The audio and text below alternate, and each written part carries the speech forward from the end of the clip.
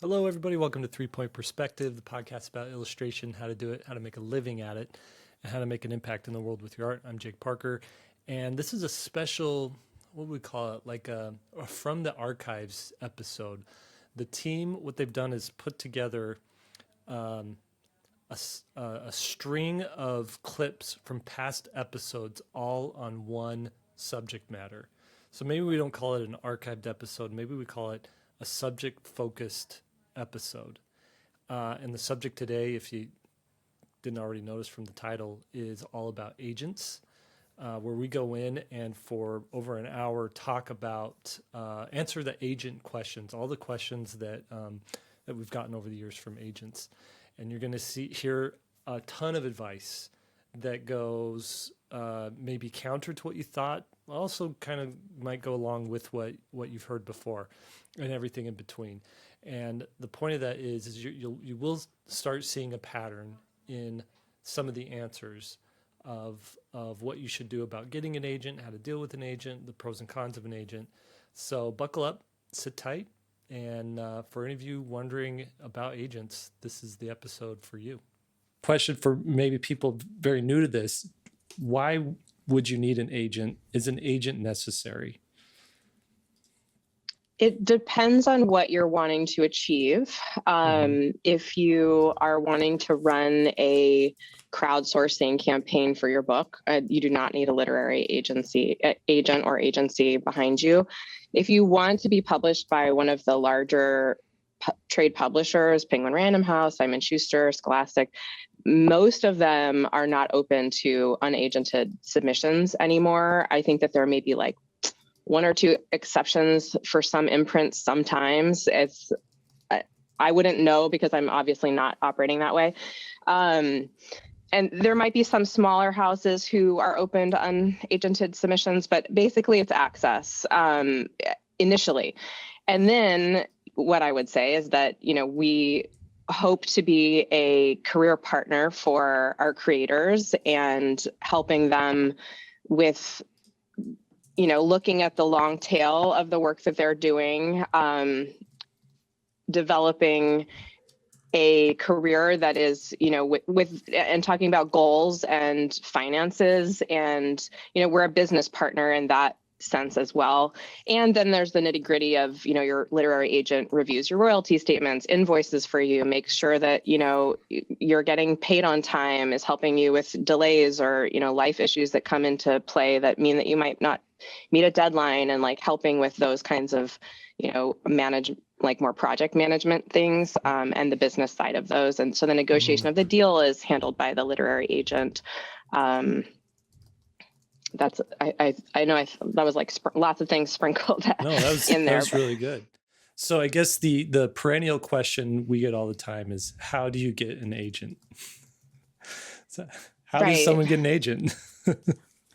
Well, most of the time it's just by looking for an agent who you think would be a fit for your work, which I know is no small task. But once you find that person or have an idea of an agency, like maybe Andrea Brown, you would go to the website and see what the submission instructions are and follow them. I mean, the information is usually easy to find once you know what you're looking for, but that's, again, I know that there is so much more to this when you're starting off that makes it intimidating. But I'm not open to submissions at the moment, but our agency's website is very clear about which agents are looking for new clients and how to do that. We have tips about how to do that, and most agencies' websites are the place to go for that information.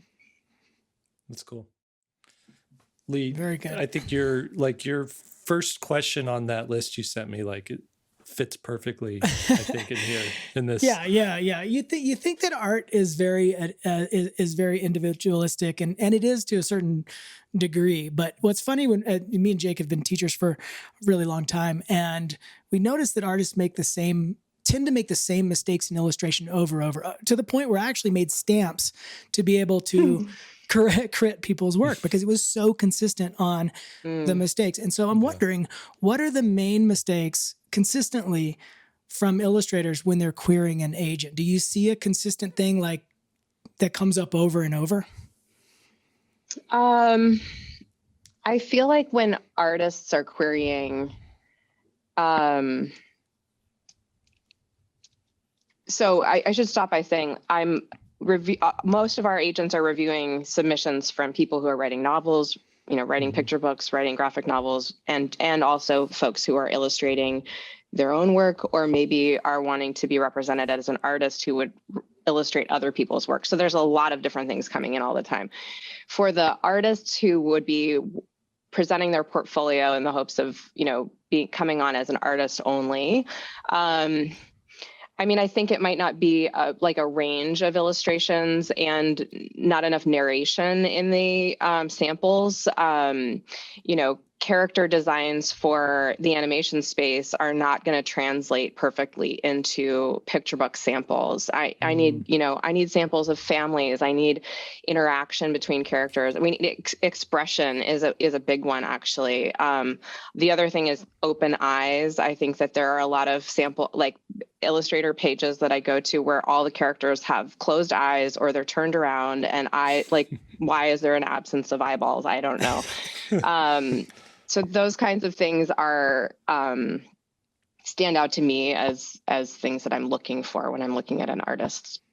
That's good. Is there anything that goes with people writing picture books and submitting dummies in terms of theme or in terms of, I don't know, is there a cliche that comes up over and over? I know in illustrators, at least when we teach children's book illustration, I say, unless you have some kind of just amazingly original version of a monster under the bed, please don't illustrate a monster under the bed. But because it's done. Almost everybody who starts their first picture book, it's a monster under the bed, some theme of that. I've seen it hundreds of times. Or the new Do you see that over and over? Or something like that?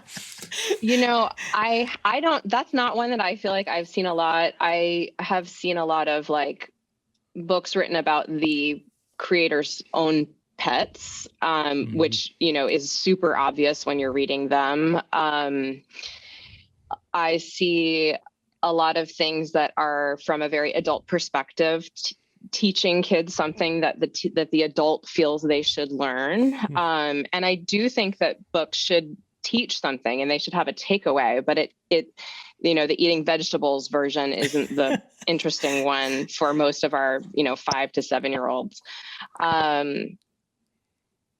And then, it's funny because I was looking at your websites and one of you has illustrated a book on this, but I see a lot of books about kids who won't comb their hair, which I feel like also is one of those adult things that you deal with in the mornings. And so people write books about that. And did you do a hair book, Jake?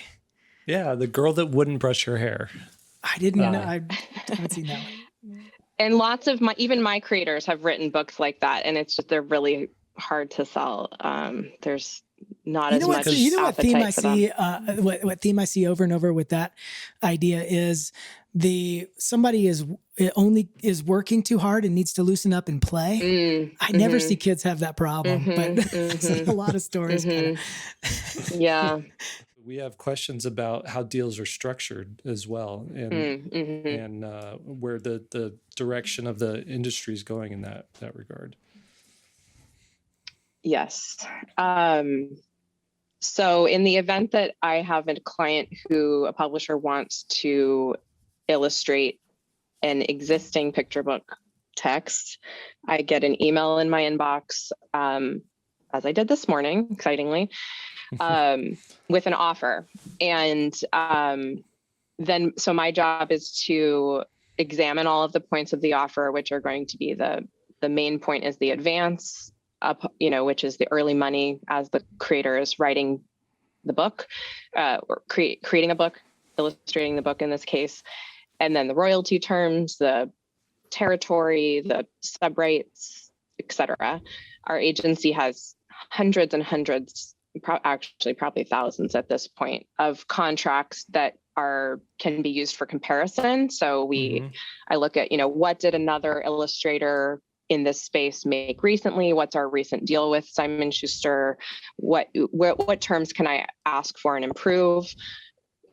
All of this is what I'm thinking, but the first thing I'm doing is alerting the creator, of course, congratulations, we have an offer. Do you like this manuscript? Would you like me to negotiate? Here's what I think I can get. Here's how I think I can improve this. Do you have a bottom line? What schedule can you make? They're asking for art quickly. Can you do that? If not, what can you do? Those kinds of questions.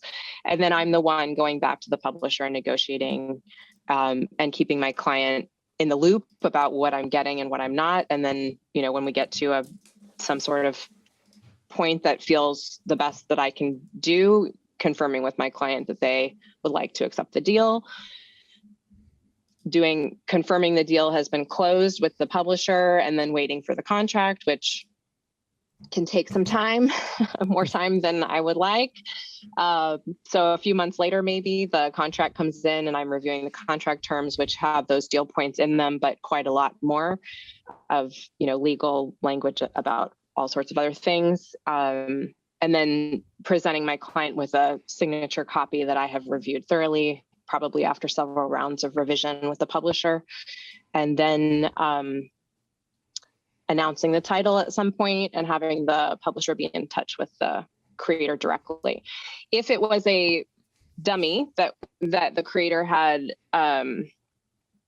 written and illustrated, we would have been on submission likely with more than one editor. So if one offer had come in and it was still out with other editors, it's my job to, alert them that we have an offer or interest and find out if there are multiple bidders or could be multiple bidders. And in that situation, things get exciting and a little stressful for sometimes a creator, where decisions have to be made between two parties. Auctions and preempts sometimes come into play, which probably could be a whole new another podcast. But, keeping my creator informed, possibly setting up phone calls with the editor so that they can make a decision based on, shared creative vision as well as deal points, because sometimes a creator will not choose the highest deal necessarily, but, somebody who aligns with their creative vision for the book. So it's slightly different, but then all of the rest of the negotiation is also the same as the previous example. What's the best protocol or the best etiquette for severing a relationship with an agent? Because sometimes that happens. And from your perspective, what do you feel is the best practice there? That's a great question and not one that I'm usually asked, but definitely I feel like that should be talked about more. I mean, sometimes you're just not gelling, and sometimes an agent's not gelling with the creator's new direction, or the creator wants to try something new, or maybe you just feel like you need more new energy in your life for some reason. Or maybe your agent isn't working for you, well. And there were a few years back, there was a bunch of agents exposed for really not doing their jobs. It's sort of enraging for those of us who feel like we really are working very hard to see these folks sort of tarnishing the good name of a literary agent. But it's important that your agent really is working for you and earning the commission that they're taking on your project, and not just being sort of a lazy recipient of funds. So parting ways. I mean, I also will say that agency agreements can have different requirements in the client agent agreement that determine how you need to handle that departure.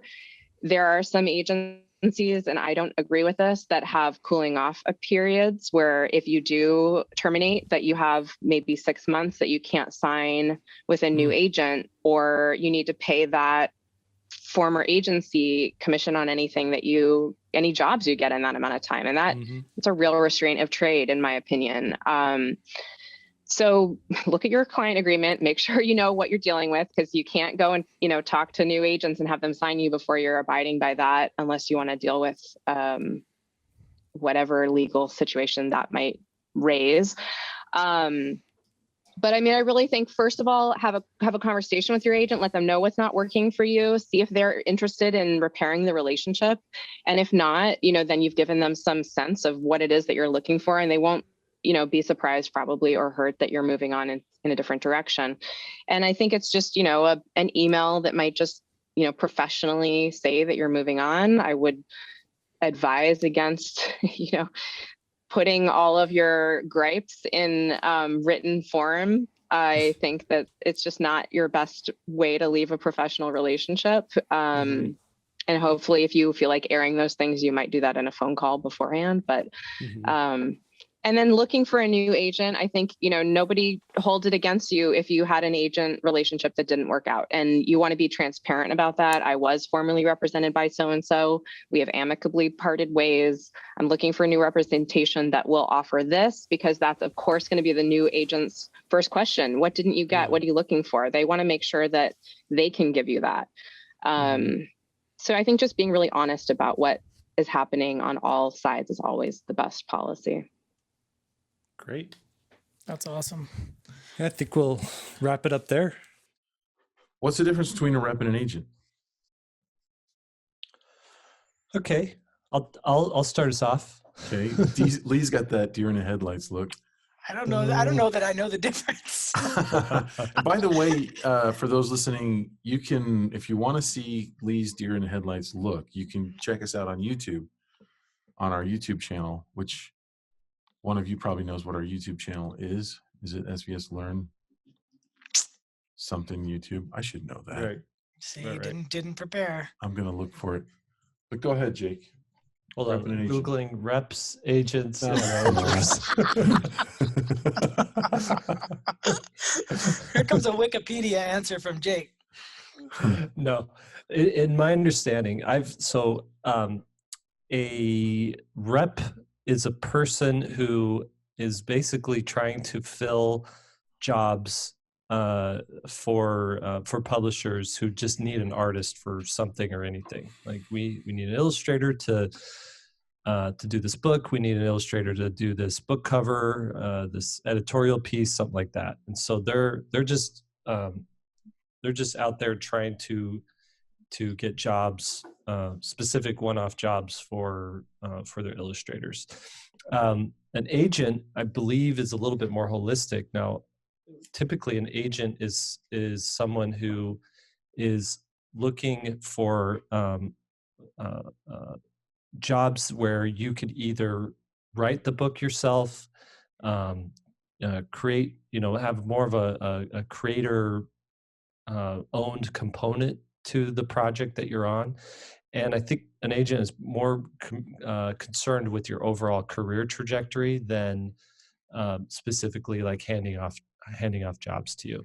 And in that sense, you also have managers, and I don't know, there's too many art managers out there. Usually a manager is something that you'd see in Hollywood with writers and actors and things like that. And what they might do is look at everything you're doing in your career as an artist, excuse me, and they make sure that what you're doing over here on the left side doesn't interfere with what you're doing on the right side, and maybe even helps both those things out. So, but I think for the purposes of this, an agent is somebody that you're going to want to work with to help you get like book deals, and specifically they're called literary agents. And so they can represent artists, they can represent illustrators, and they can represent the artist illustrator. So the person who has story ideas and the person who does the illustrations for those story ideas. I don't know, does that sound good? No, that's terrible. I think there's some nuance there though, that I think you grouped two together that shouldn't be together, and then there's two that should be split up. The literary rep, in my understanding, and I could be wrong here, but literary rep is solely focused on author illustrator. In other words, I don't think that if you're just somebody who's an illustrator who just does work for other writers, that you will be able to sign with a literary rep. I do not think that would be part of who they want as their in their stable. I agree. If I came across saying other than that, then I was wrong. Yeah, I mean, I think how you described it, and at least what I heard was, if you're into publishing, a literary rep might be the person, but I think the literary rep is for if you want to write and illustrate, or just write. I mean, I've seen some illustrators who have signed on to a literary rep, and then sometimes they just write. They actually don't illustrate the story. So literary agent's going to be more writing focused. But I have a question about the rep agent difference, because I just assumed those were sort of the same thing, but I understand what Jake was saying, that one person's kind of a career guide and looking out for the whole thing, and the other one's more of a service thing, basically trying to get you as much work wherever it will come from. And I think, but my understanding of it, there's certain agents, using that as a broad term, just sort of do that. Like my first agent, that's exactly what they did, but they were still considered an agent, not a rep. Let me sort you guys out. Let me sort you guys out a little bit there. So you good stab at it. Nice. Thank you. Here, historically, and you guys are right, but historically, the only part that I didn't agree with, Jake, was the rep doesn't handle your career. Historically, famous illustrators were solely managed by their artist representatives, and they did manage their whole career. And we're talking about, advertising artists or artists that did, high-end editorial work, which didn't have anything to do with publishing as far as like writing. And there were reps that were kind of celebrities in the business, who really prided themselves on, like Richard Solomon, who That's really exactly what I was thinking of. Yeah, really prided themselves. I mean, they handled artists like Gary Kelly and Chris Payne and stuff like that. And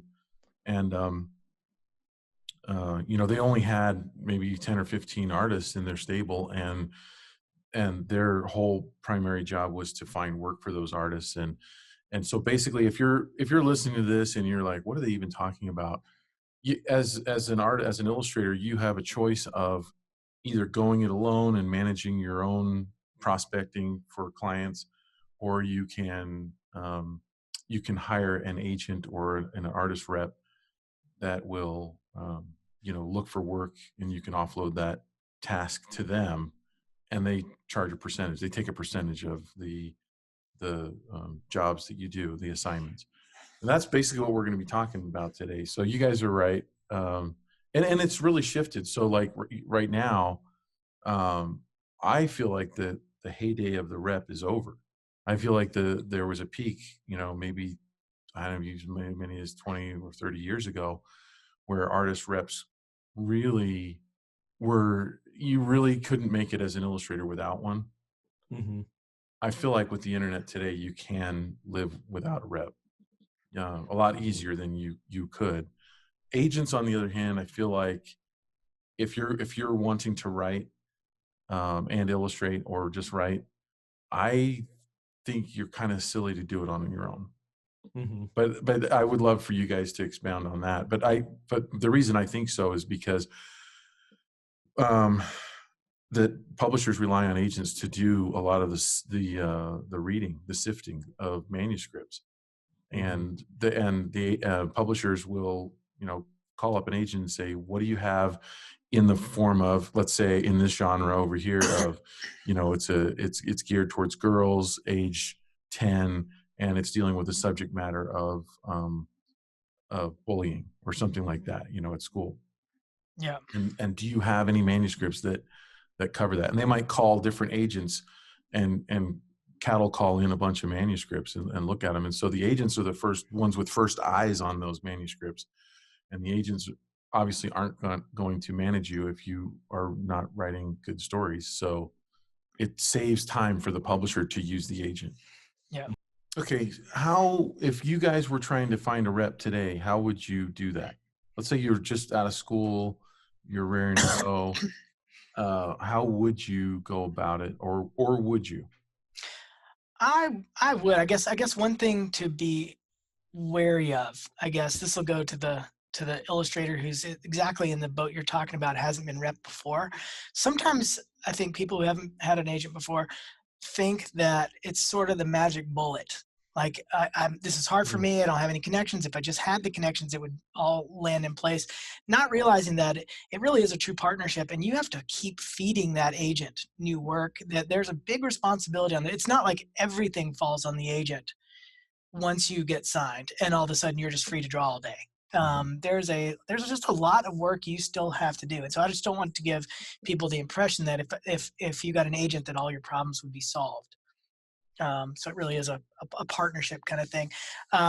my question to you guys before we answer how would you get one is since you made the distinction between a rep and an agent, I still view those as the same thing. If you wanted one or the other, would you Google something different, or would you research something different for each one? Because I see that as being the same search. It's not though, because if you're not writing and you search for an agent, you're gonna find people that are gonna be asking you for your manuscripts. Well, that's just a literary agent, so there's a difference there. But the difference between an agent and a literary agent is solid. And you know what? Maybe, and I haven't actually done this, but maybe reps like Tammy Shannon are using keywords agent in there as well. So you might pull them up. I'm not sure, but I would advise people that if you're not writing, go ahead and Google artist rep, those keywords, illustrator rep, artist rep, and you'll definitely bring up people like Tammy Shannon, who's mostly and so what's funny about her is that organization, and they're one of the biggest, is both.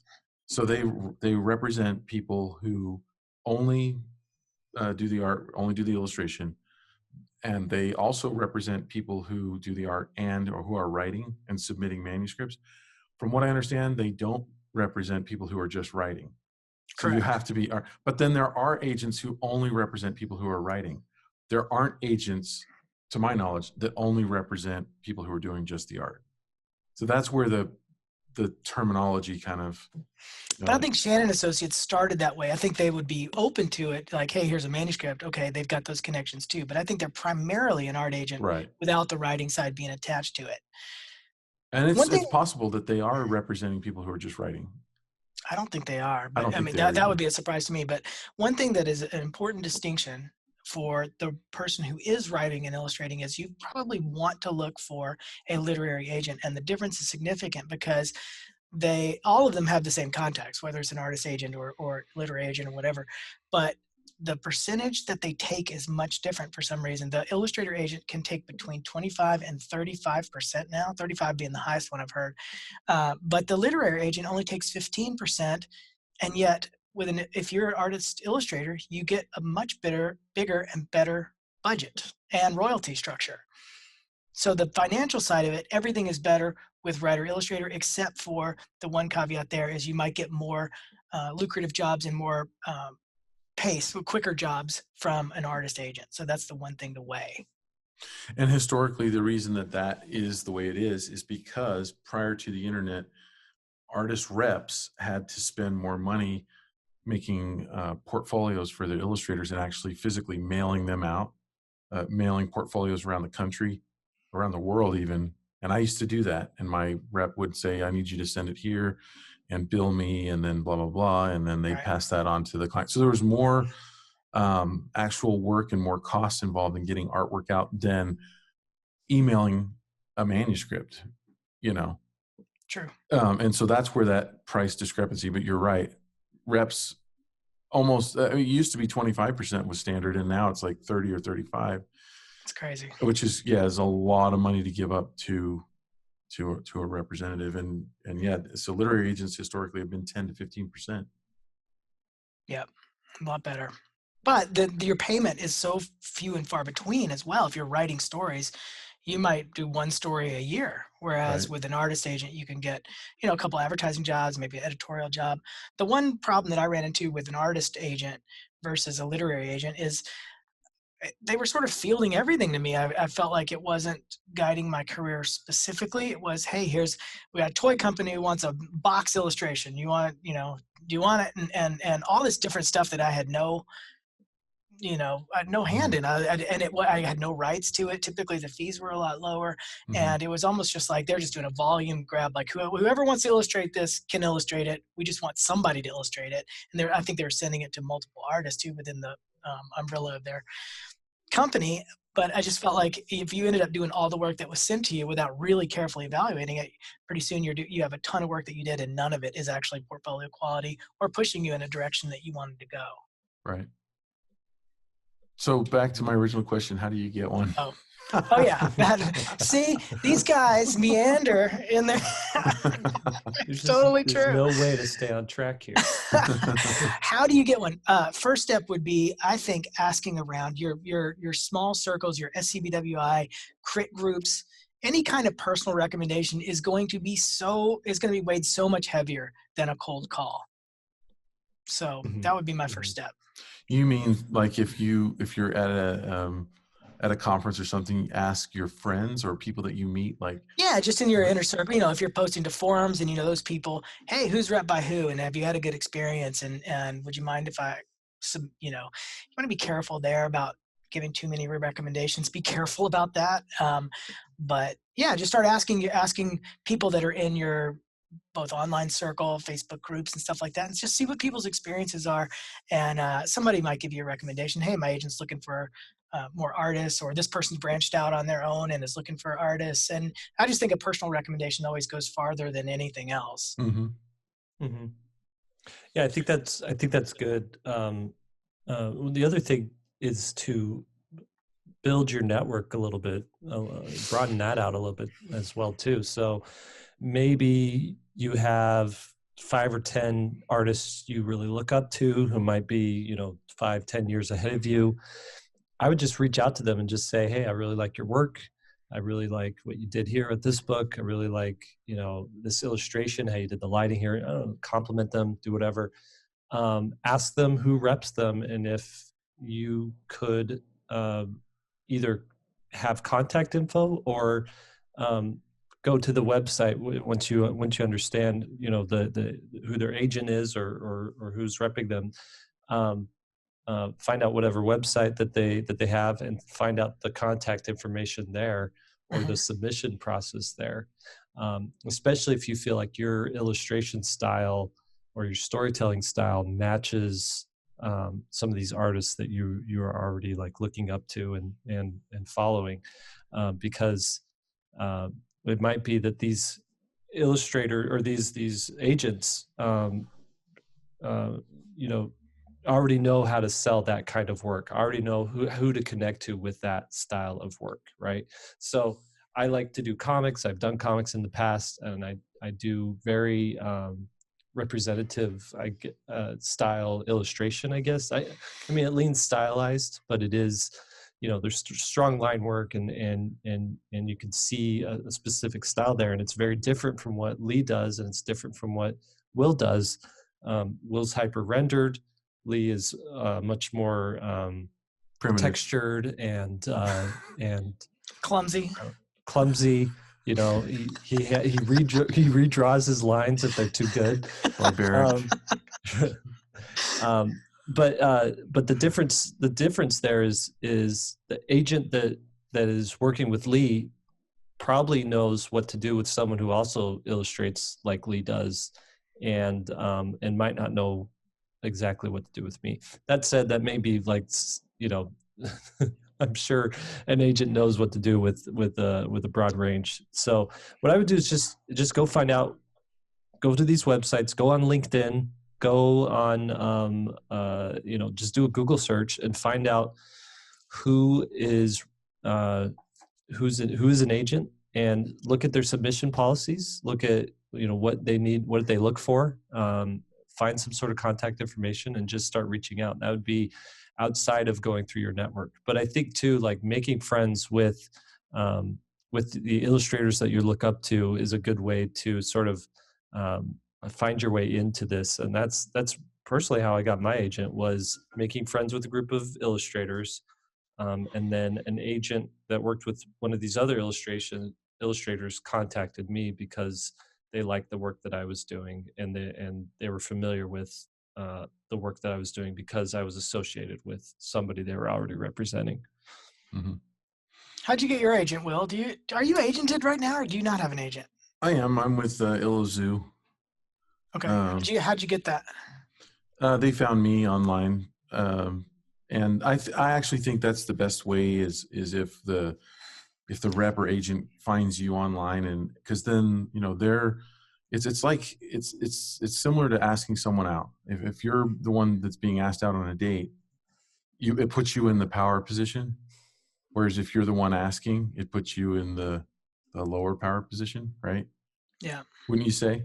And for sure. That's why the personal recommendation is always going to be better, because that's sort of like everybody's on neutral ground. Right. The first agent the first rep that I had was Joanne Shuna. And I just at random, this was back in the day before the internet and, dinosaur land and all that.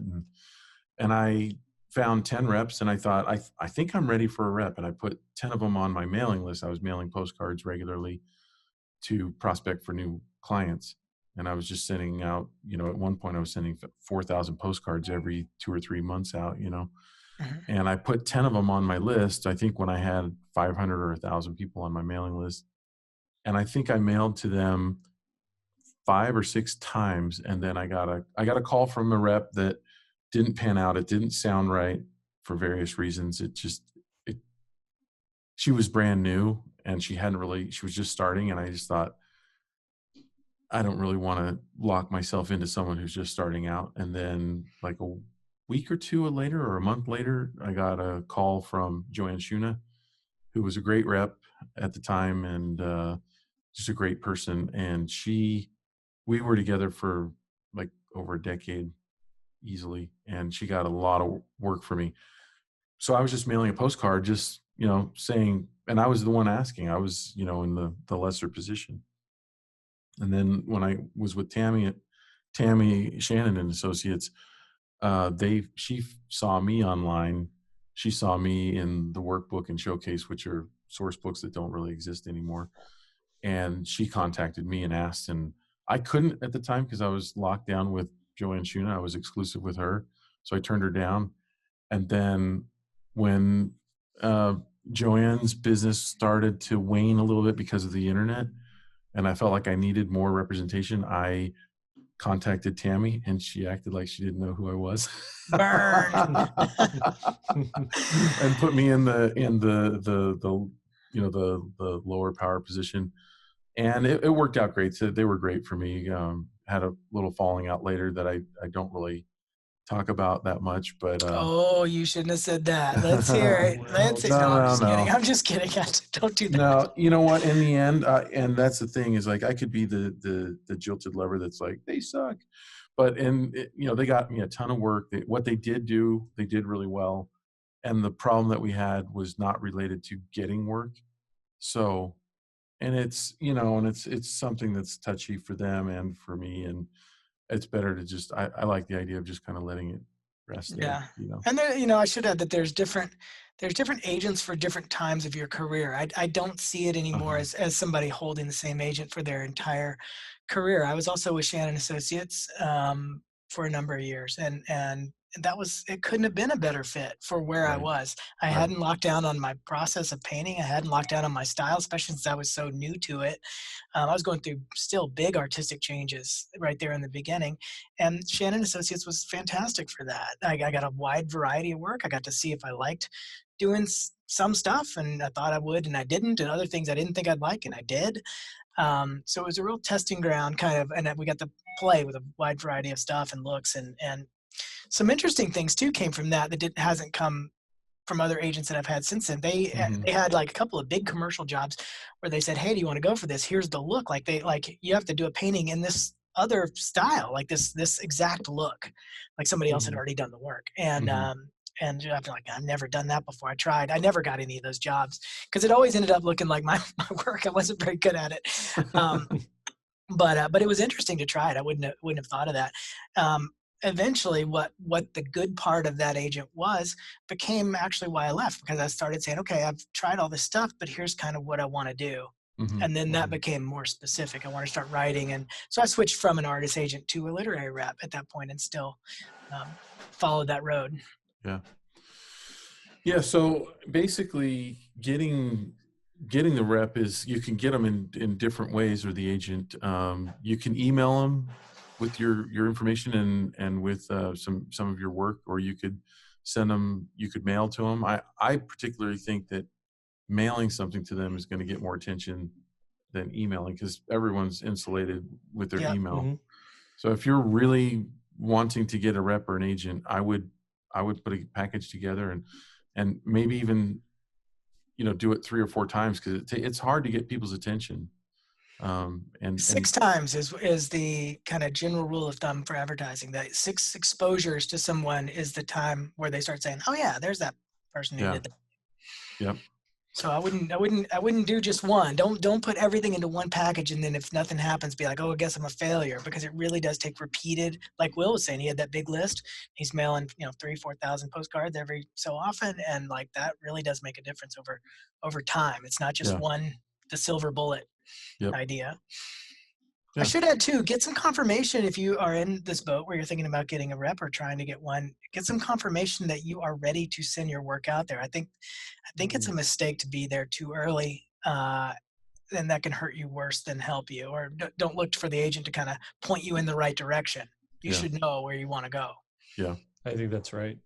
Yeah. Have you guys ever known people to get agents or reps and then not get any work from them?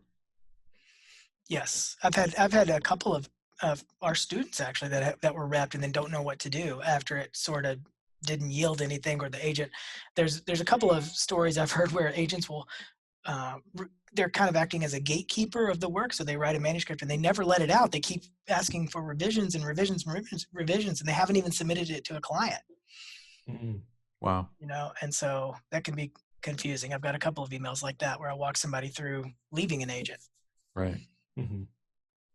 How about you, Jake? I have heard of people where it has sort of run dry a little bit. They have to constantly like contact them and remind them like, hey, here I am. I'm available. What do you need? And at that point, I think it's time to find someone who's a little bit more invested in you as a creator. And there's so many out there. You could find someone that's really into your stuff and wants to like help you out and wants to work with you. So I don't think you need to wait around and deal with that kind of stuff. Okay, I just want to pause right here in the middle and let you guys know about the SVSLearn community. If you go to svslearn.com right now and sign up, this is the perfect time of year to join the community. We're getting a lot of new members coming on board right now. And we have 3 different levels of community that you can join. Go to the website, click on the link to the different plans that we have. And I just want to tell you how awesome this experience has been, having all these people in here, sharing their artwork, talking about artwork, getting feedback on artwork. If what you want to do this year is level up in your artwork, one of the key components of doing that is getting good, positive, quality feedback on the work that you're doing. A lot of times, artists struggle with what they should fix, what they should work on, because they have nobody with an eye to bounce it off to. Sometimes you'll get something on Instagram. You post on Instagram, you'll post, on different social media, and you might get some feedback, you get some high fives or whatever. But if you really want to know how to fix things, how to make things better, you're going to want to have a community of learners around you, a cohort of people who are learning with you, who can give you good quality feedback on your work. But not just that, you want pros looking at your work as well, and that's what you get depending on which level that you sign up for. You actually get a professional looking at your work and helping you understand where it's lacking, where it's good, so you can lean into that and what to do moving forward. The other key component of this, and I can't stress how important this is enough, is our artist our illustrator starter kit. And what that is it's an evaluation, like a self-evaluation test, where you answer some questions about the work that you're doing. You grade yourself based on those answers, and then it tells you what level of artist that you're at, what level of work that you're doing. But it doesn't stop there. So it's good to know what level you're at, but then you go to that level in the kit that's designated for what you scored at, and it'll give you specific instructions. This is what you need to work on. This is your homework that you need to do. This is the specific areas that you need to focus on, and then you can use that as like the basis for your curriculum moving forward. And we have a curriculum on SVSLearn, 20 plus classes that take you step by step what you should work on one after another, and each lesson building on top of the other. So you're not wasting time. You're not spending too much time learning one thing while neglecting another thing, and having your art suffer overall for it. So do check it out. It's again, like I said, it's a great time to sign up because there's so many new people there. So you won't stand out, right? Maybe you do want to stand out. So sign up in a month from now. I don't know, but we would love to see you there, and we're excited to have as many people join in this cohort as possible. All right, that's it. Back to the episode. I think it's helpful to try to reverse engineer what it would be like to be a rep or an agent. Mm-hmm. And idea. if you do that and you think, okay, here I am, I'm advertising. I've got, let's say you take Shannon Associates as an example, and they've got over 100 illustrators, maybe over 200. They've got a lot. And let's say they have this stable of artists, and what their goal is to basically field all the balls that are flying out to the outfield, right? So all the jobs that are coming, they're trying to find an artist that can catch those jobs, right? Mm-hmm. And to me, because it used to be that agents or reps had 10 or 15 artists. Now with the internet, you've got Shannon Associates. Let's say they've got a couple hundred. Well, what they're trying to do is, rather than getting the most high quality jobs and keeping 10 artists really busy all the time and managing their careers, what their goal is just to not lose any jobs. So they get a percentage of every single job that comes in. Do they care about let's say they've got their 200, they know where they rank. So there's the top 100, there's the top 50. Mm-hmm. And those top 50, and this is the kind of a dirty little secret that I've been privy to. I've been told this directly. There's the top 50 that they are basically trying to keep busy all the time because they're their best illustrators. And then there's the 50 to 100 that they're keeping busy most of the time. And then there's everybody else that they have decided to represent, simply to not lose those jobs that when they offer them to the top 100, they get turned down because those guys are already busy. Mm-hmm. So then those artists turn the rep down and say, I can't do that work.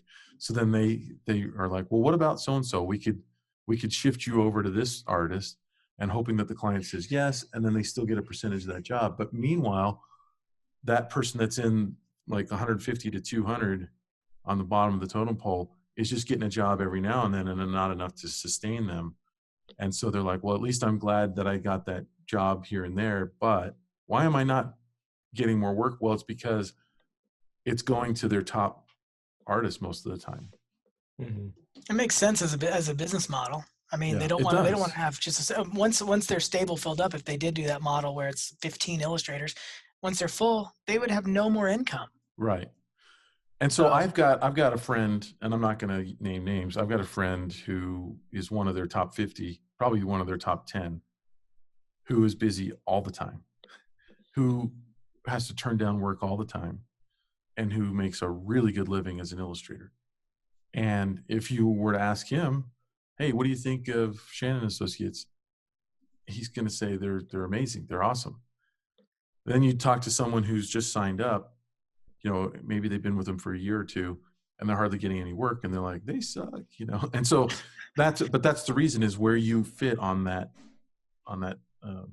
totem pole of talent, like anything, it's probably like a bell-shaped curve, right? Of job distribution and income and hiring frequency and all that kind of stuff. Yeah.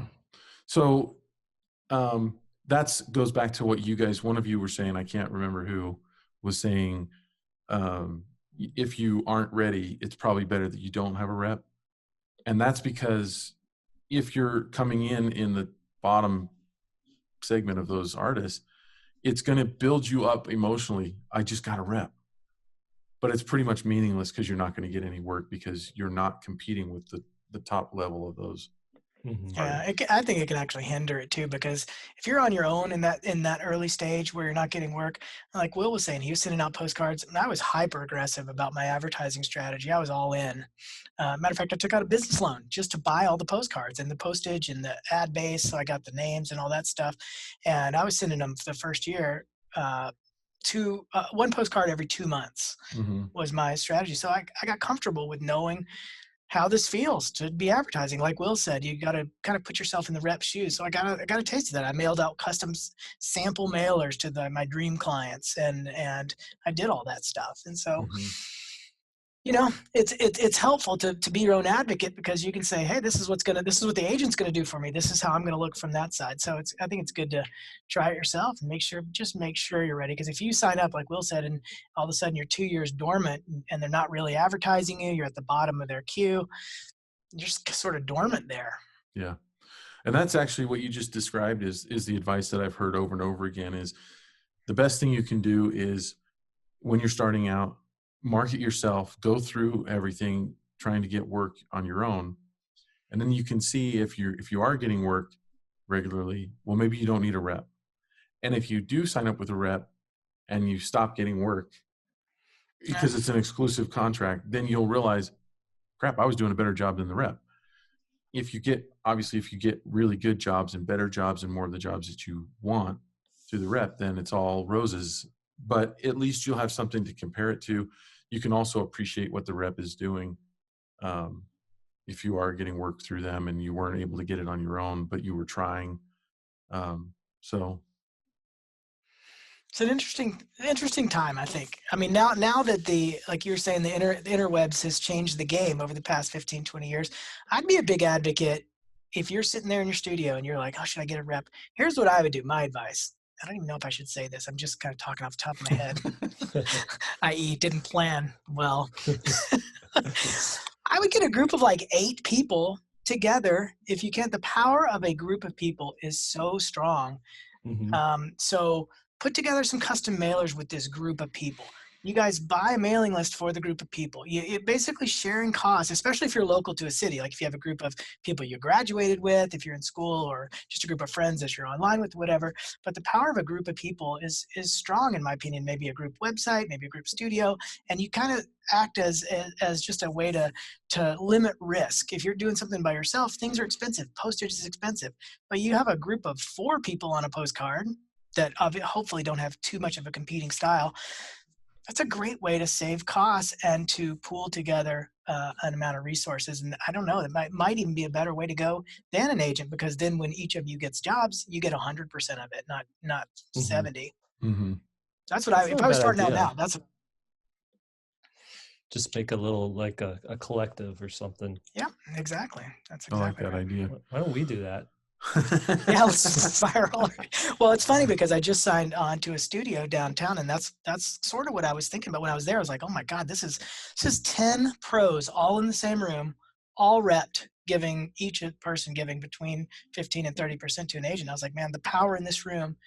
We already all know everybody within publishing if you went down on each of our lists, and then we're already known enough in these publishing houses that I don't know, it would be such a strong move. I shouldn't say this out loud. We need to edit this. I'm not thinking about leaving my agent, but I just thought when I was sitting there, like, God, the power in this room is strong. And like Will was saying, or I can't remember which one you were saying, but like, yeah, you used to have to live in that city and know all the publishers and all that stuff, and you don't need that anymore. I think it's different now. The power of a group to hold the reason I was thinking of it is a collective group of people renting a building for a weekend and having their own gallery show where everybody's just responsible for their portion of the wall, and then all the artists keep their own work. It would be, $200 instead of paying a gallery 50%, and then they curate the work. You got to wait a year to show your work. If the power of a group of people did that, they would all be able to show their work anytime in any space. But you forget one thing. What? Artists are dumber than ball players. We're just not business minded, most of us, It's true. So you just need one person like us three that's crazy. That's like, hey, let's all do this thing. Each of you give me $200 and we'll just let the chips fall where they may. Everybody puts their work in. But I don't know. That's it. That's my advice, because there's no risk to it. There's no, you're not signed onto a contract. You're not losing a big percentage, and you can get your feet wet. And then if you decide to go the agent route later, you can. Yeah. Hey, for sake of time, let me go through some pros and cons of having a rep, and then I want to talk contracts real quick, and then I want to get to Joel's question. Does that sound good? Okay. So pros, and if you guys want to chime in and just, you gotta like anecdote one of these, just chime in here.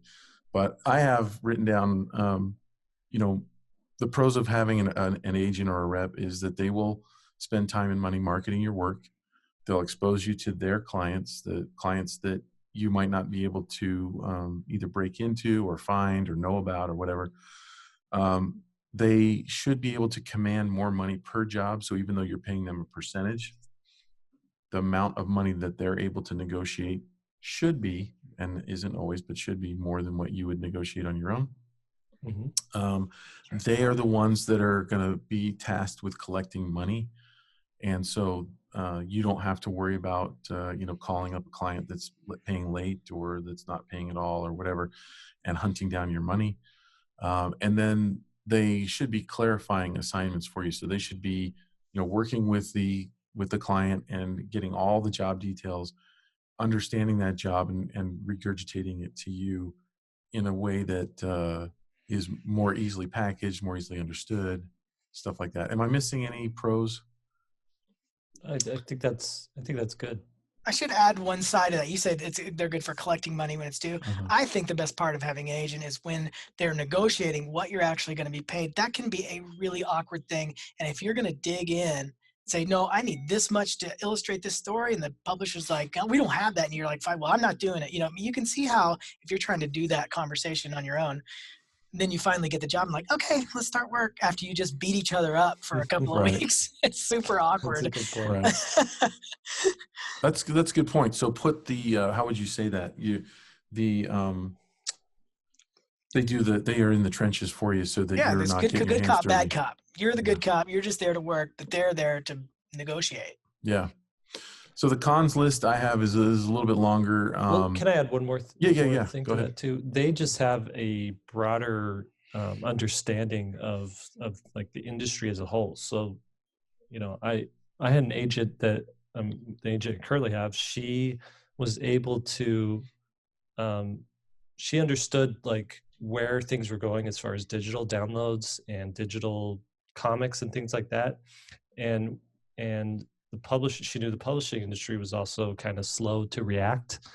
And so she was able to secure those rights for me with my Missile Mouse books. And then when digital comics, digital downloads started to become a thing, that was a bargaining chip that we had to work on future deals. Otherwise, if that was included in the contract early on, that would have just been like now, something that I wouldn't have been able to, added to a deal later on. Right. Mm-hmm.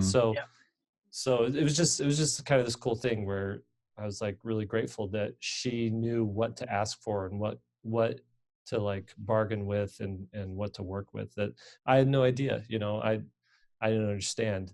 And so that's just another, like, just their knowledge and their understanding of if you have a good one of, trajectories and futures of the business and the industry, how it's moving. Cool. I'd like to add one more pro. This one's way more superficial than that. It's just like how cool it is to say my agent. You guys remember that when you first got But it adds a sense of being legitimate in a way that you can't get otherwise. And like the comparison that I'll do, I live in Nashville now, so I meet there's a lot of musicians around and something. But the second a musician, anybody can say they're a musician, right? But the second I'm talking to somebody and they say my record label, mm-hmm. Okay, now I know that there's a difference here. They're perceived completely differently by me. And I just want to hang out with them because they're cooler. Yeah, that's actually a good way to get out of doing something too. So You guys know, you're an illustrator, you're going to meet somebody at church or something, and they'll be like, oh, my grandma has a story that she needs to have illustrated. You'd be perfect for it. They haven't seen your work. They don't know. Right. Mm-hmm. Yeah. They don't know what style you do, but you're perfect for it. All you have to say is that, wow, that sounds really interesting. Have your grandma contact my agent, and maybe we can work something up. And then they realize, oh, okay. That's a good point. Perfect. That is a good one for the pros list. Even though it is somewhat superficially. That's how I roll. Okay, cons. They don't market your work, right? So you could have a rep that isn't doing anything for you, and so you think they're working for you, so you relax, and then they're not doing anything. They don't expose you to clients, so you're not getting the benefit of thinking that you're going to get, access to their list. Another con is that this is kind of redundant, but you don't know what's happening. So you lose, with when you sign up with a rep, you kind of lose a snapshot of what's actually going on in the prospecting for your work. So you become out of touch, and you're sitting there twiddling your thumbs. And with some, we can maybe interject contracts in here. Some reps will send you a contract that states that every job you do, whether you find it on your own or whether they find it, has to go through them. And so you are basically signing away your right to prospect for clients. And that's quite a bit of power and autonomy to give away. Mm-hmm. So, and if they're not doing anything, you've basically just set your career on a shelf, and you might not have even known it. Another one is that you're not developing your own database of clients. And so, like Jake, I know that you have this amazing database of potential art buyers and customers and clients and things like that. Where would you be without that list? I don't know what you're talking about. What? Got no list. I have a list. And maybe your list is more, personal art buyers, people that have bought stuff from you. Actually, now that you think about it, like if I was really, looking at the schedule and realizing, oh, I need work for the next few months, I could go back to everybody that I've worked with in the past and just say, hey, I'm available. I know you've contacted me before, and my availability's been bad, but I'm available now, and I'm sure one or two jobs could come from that. Mm-hmm. So yeah, in a sense. But as far as like an actual like list of people that I can hit up for money, like, hey, whatever, you're an anomaly in that you get work through your agent, and you get work from all different places and stuff, and so you really haven't had to prospect like most normal people. I used to keep lists. I don't keep lists anymore. But I think you're right, Will. I think any artist at this point sort of has diversified enough to where if my publishing ran dry, I could not easily, but fairly easily just switch gears and replace that income in another avenue within my circle of income, I guess. So could Jake. And so, yeah, all of us do. Yeah. But when you're starting out, when you're starting out, and we're, I think we're gearing our podcast to people that a lot of them are coming out of school or coming off of another career and trying to break into illustration. They don't have a client list at all. They don't have a track record of working with clients. They're trying to develop that in the beginning. And if you go straight to a rep, you don't develop those kinds of connections where, I had in the beginning, I had, a few hundred people that I had worked with after a few years, maybe 3 or 4 years. And I could mail to those clients and say, send them some of my new work, and it would almost always generate more work from them, people that I worked with in the past. If you don't have that and you give that up to your rep and they're not getting you work, there's not much you can do, so to me, that's a con. Paying the money, 10 to 35% of your money is kind of the downside. Getting the same prices that you would charge. So a bad case scenario would be, you're up for a children's book and they're going to offer, $15,000 to do this picture book or $20,000 or something.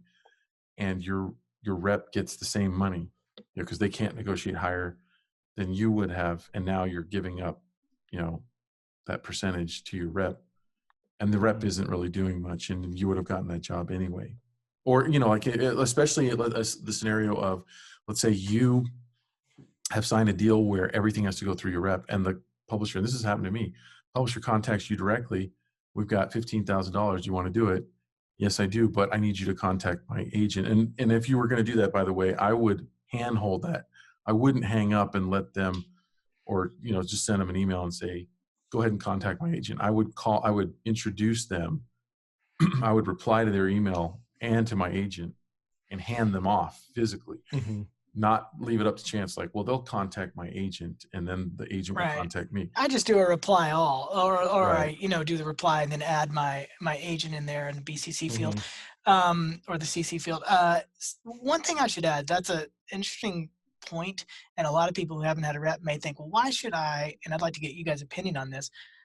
Why should I give any money to the agent when somebody came to me directly? And so my take on that side of things is, once I sign with an agent, we've agreed to be partners. And whether that doesn't matter, it's all encompassing, because my thinking is, my agent's getting my work out there. Ideally, that's what should be happening. Who knows where these publishers saw the work? And so it could indirectly be due to the advertising effort of the agent. You can't guarantee that it's not. And if you start taking jobs on the side, it could get nasty so quick. Yeah. So I just say we're partners, and that's what it is. Yeah, have this mindset. You want to win the championship. You're not really worried about the game, this game that you're playing right now. It's all about, winning the championship, and you can't win the championship if you have like bad practices game to game, right? And so, yeah, you might make a little more money on this particular one, but at what cost? And you're only going to win the championship by partnering up and working, hand in hand with an agent. However, I have to disagree with you guys. You're absolutely right. If you have an agent or a rep that you have a really good relationship with, and the work is flowing, and I had this with Shannon Associates before our meltdown, but I would turn stuff over. I turn stuff over to them regularly. The rep that I have right now, I don't have that deal in place. It's basically, if you want to bring me work, I'll do that work if it fits in my schedule, if it's the right amount of money, if it's the right job. But I can find stuff on my own too, and I'm not going to share it with you. And that's just the way that I prefer to work with them, for reasons, without, totally getting into everything. I didn't even know that was an optional. It's good to talk about this. I didn't even know you could work that deal. Yeah. And yeah. So anyway, but that is a downside if they're getting the same price. Another one would be waiting for your money. So you keep in mind, if the client is on a net 30 payment schedule, you don't get the invoice to them right away. So it takes a couple of weeks. By the time your agent or your rep gets the check, with mail times included, it could be 6 weeks to 2 months. And then they have to deposit that in their bank account. They have to do their accounting. And then maybe the next week or two, maybe they're on a bi-monthly schedule to send checks out or something. So there's another couple of weeks before the check gets sent out to you. And then there's another week in it actually getting to you.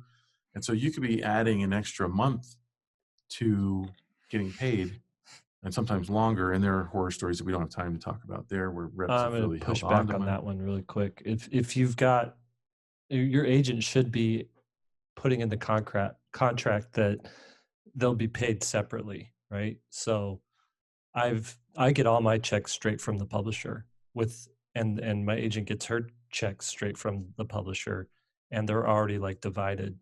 Like, I've never had that. Never had that, Jake. See, Jake, the thing is that he's got these guys that carry him around on the little chair up in the air and stuff, I should add, What I are mean, you it's a great talking about? point to bring up that when you sign with an agent, it's the same kind of contract negotiations as you would have with a publisher. So everything's not set in stone. What Jake's talking about could probably be negotiated if you know about it. With my current publisher, they're an agent. They're an illustrator agent. They're not a literary agent, but I negotiated a different rate because I was coming from a literary agent. Why would I go from a 15% deal to a 30% deal? I'm not doing that. So you can have these, everything's not set in stone, is that this is the only way things work. Ask for what you want or what you need, and go from there. Yeah. Cool. Last one on my list is that your agent could actually pass your work to another artist. And so there are situations where they've got another artist that they're trying to make happy that's kind of a squeaky wheel begging for work and stuff. And the client might ask for you, but maybe you've already got some work. And so rather than load you up with even more work that you really want, the agent or rep you don't know what the phone call is going, how it's going on the other end. And they might divert your work over. And I know some people that's happened to, where they found out later that the client said, well, your agent said you were busy, and they never told their agent they were busy. So, that's no good. But yeah, I mean, wouldn't that be a pro and a con? Because the reverse would probably be true as well. If somebody else is busy, then something would trickle over to you. Yeah, that's a good point. So that's kind of the list of pros and cons. The last thing I really wanted to talk about before we hit Joel's letter is the contractually, my advice, and I'd love to get your guys' take as well, is when a rep wants to work with you, it's like they're asking you out on a date, right? So it's like they're saying, I love what you do. I think I can make money off of what you do. I think you're great. I want to go out with you. Now here's a contract that will protect me from you. It doesn't work both ways. The contract they send you does not protect you. It only protects them from you. The only stuff that's written in that contract is to screw you over when things go wrong. And it really is. If you think about it, right? There's nothing in there that works in your favor. I don't agree with that. I always think of a contract as being just a written set of terms so everybody knows how this thing is going to work. If it is just benefiting one person, then obviously or one side, you need to redo some things in there. But I always view contracts, whether it's with a publisher or an agent or with a friend or anybody, as being, hey, here's what I think. Is this what your understanding is? Because this is my understanding.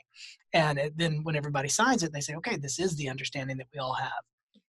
This is a great place to disagree, because I would challenge you to look at your contract and see where you have your hooks in them versus where they have their hooks in you.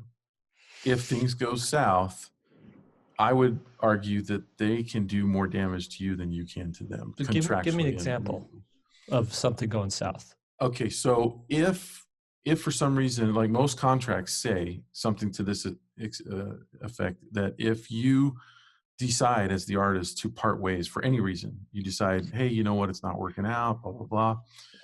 Most of them have something written in there that you have to stay represented by them for 6 months plus 1 month for every year you were together. So if you were together for 3 years, you'd have to stay with them for 9 months after you said that you didn't want to work with them. I actually know 2 people who fell under this clause and contractually were not allowed to prospect for work until that time was up, and had to still send any jobs they found or that came to them through the rep.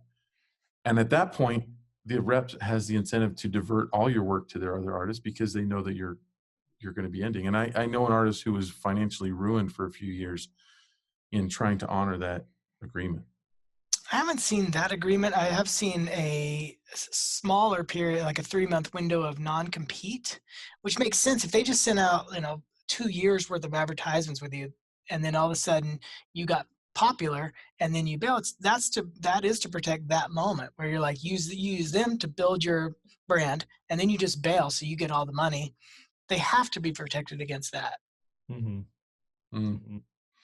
I think too, like with anything, you need to probably bring your own lawyer into the situation, just to have them review the contract, and it might cost $500, but in a situation like this, you're going to want to wish you had spent that $500, 3 years ago, right? I think that's very smart advice.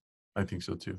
We have one more question, and this person asks to remain nameless. And when I say the question, you'll understand why. Subject line is, agent wants what I don't. So I signed with my agent about 9 months ago. They've been an agent for 30 years, but not in the world of children's book publishing, which they are now getting into. Most of what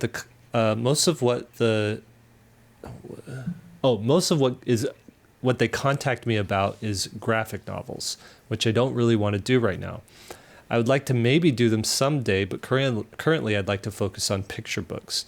Graphic novels don't pay well. They're a tremendous amount of work. I have no experience with them, and I'm not interested in making them right now. I have told this all to my agent, yet most of what I hear from them about is graphic novels. I feel that I'm not being listened to. Should I look for someone who might better represent me? What would you do in that situation? Have you been in a situation like that?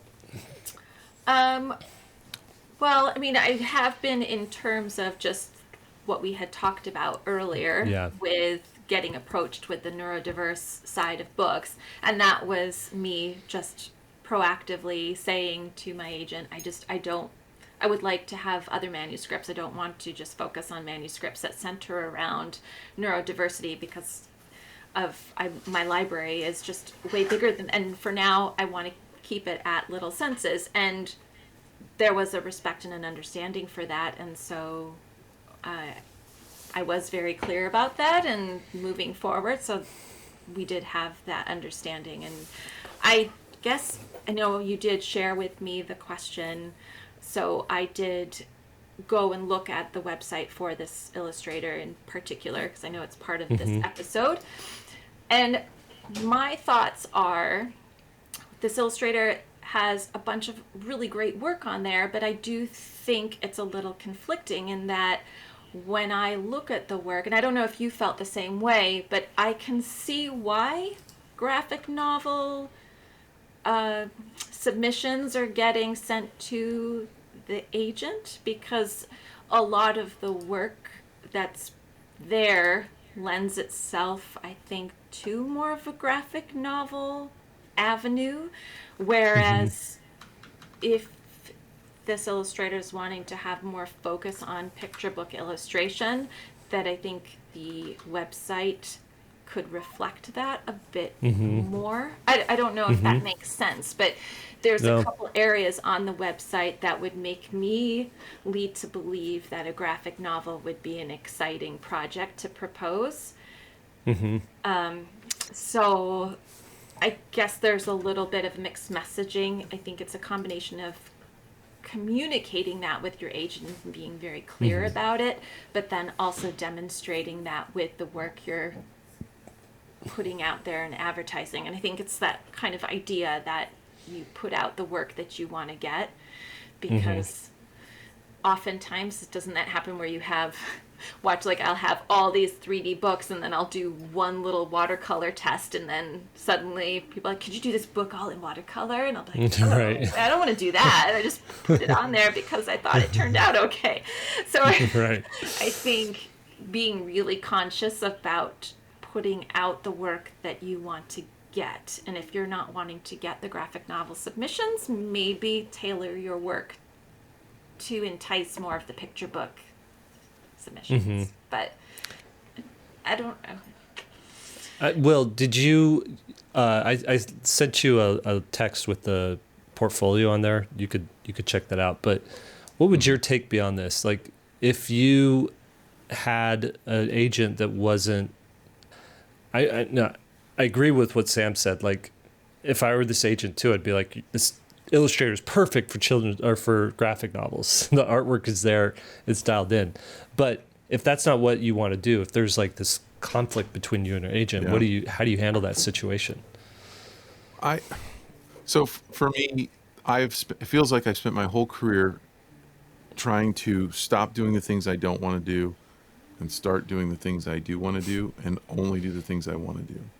So it's easy for me to answer, but I'm also in a financial situation where it's easy for me to say, get a new agent, try to find a different agent that'll get you the things that you want.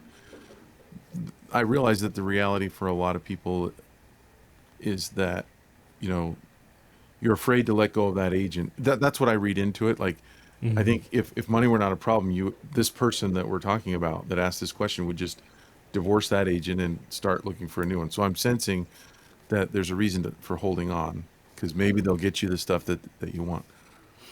Probably not. It sounds like if they've got this person pigeonholed for graphic novels, or if that's what all from their website, that's all that's being requested from publishers, then yeah, maybe again, a new agent is.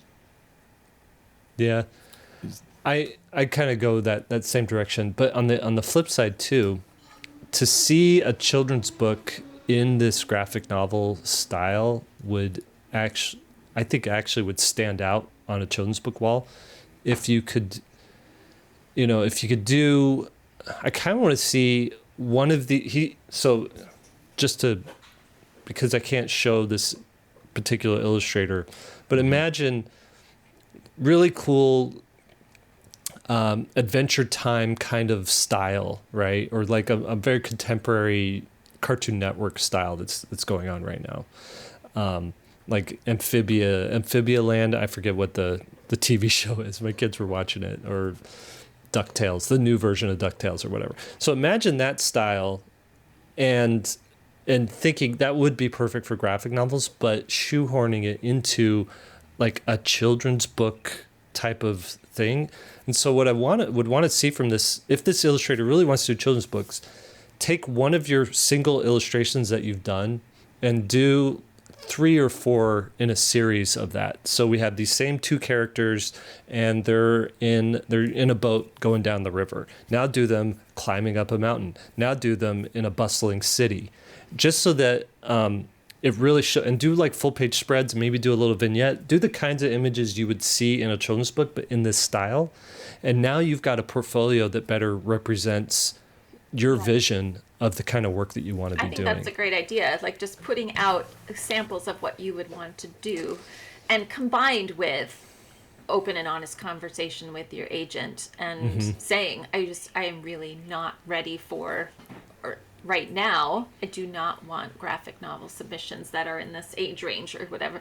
And this agent might have a response of, there needs to be an honest conversation had between the two of them, because then the agent may say, well, and I'm not getting the picture book submissions that I would like to have for you, and then maybe there would be this understanding of parting ways. But I also it's a tough one. It's a nuanced. I don't want to say the wrong thing. No, and obviously, like this, we're just giving advice, and people can take it, and we're getting 3 different perspectives on this advice. I think the other thing too is you got to remember what your agent needs. Your agent wants to land a deal, and if they think that because the agent wants to get paid too, right? Yeah. And a lot of times there are agents who have so many different clients that as long as they're getting work for a percentage of them, they're able to support their lifestyle. But then there's some agents who take on a very small number of clients, and they're much more interested in having a long-term relationship and growing that illustrator's career, because they know it's a little bit more investment up front, but they know that eventually if they can get that illustrator to doing best-selling books, it's going to pay off bigger for everybody at the end. Yeah. And so you got to understand where your agent's from. And if you're wanting an agent to just, hey, I've got another job for you, I've got another job for you, I've got another job for you, and no consideration for a long-term strategy, that might not be the right agent for you. And you might need to be looking for one that does have a little bit more long-term focus. That might not happen until this agent has gotten you a couple of book deals, right? And so you're only into this 9 months, and you've got to have like a decade-long view of your career, like of this phase in your career, and think, where am I gonna,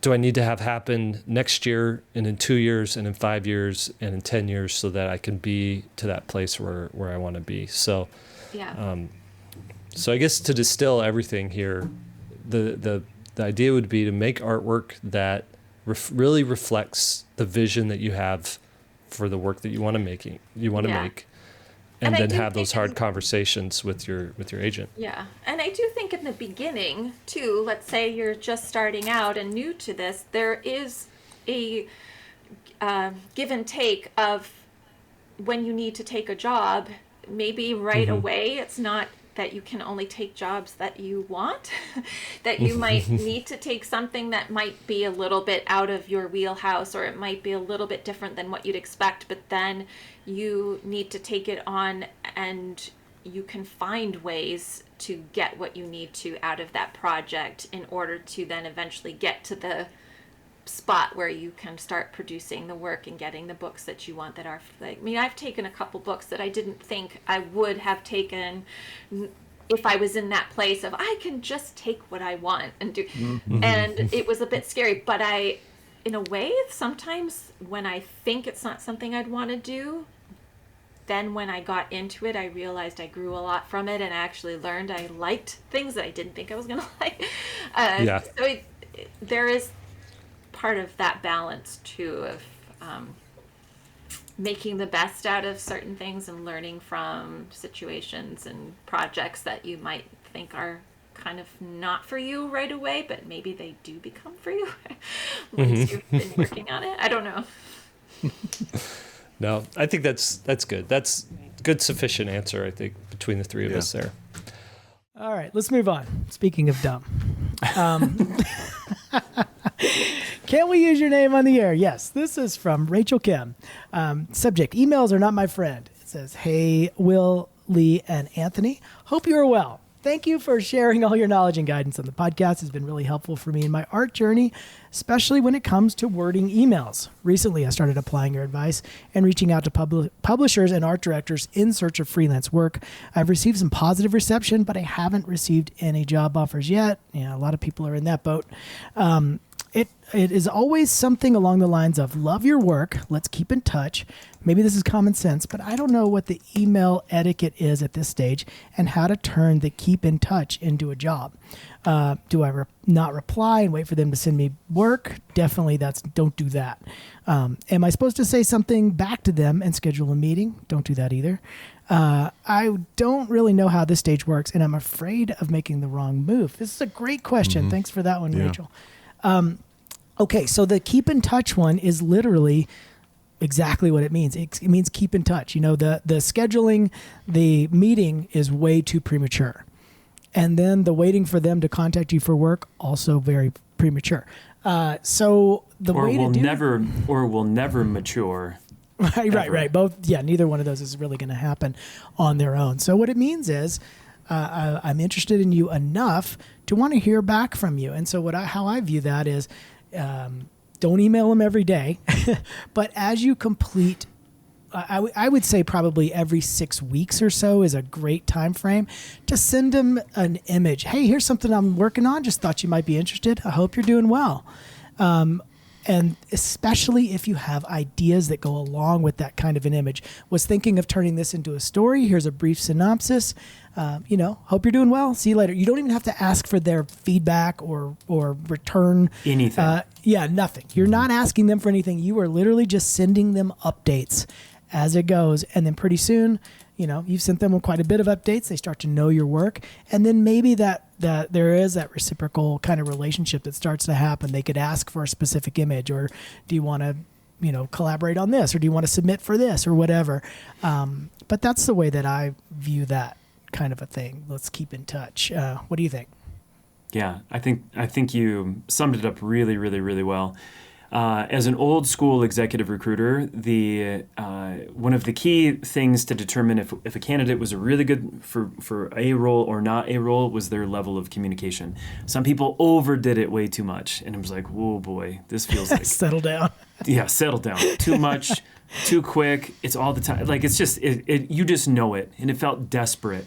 And then other people would just sort of sit back, and then they fall out of your mind's eye, and you just never think about them ever again.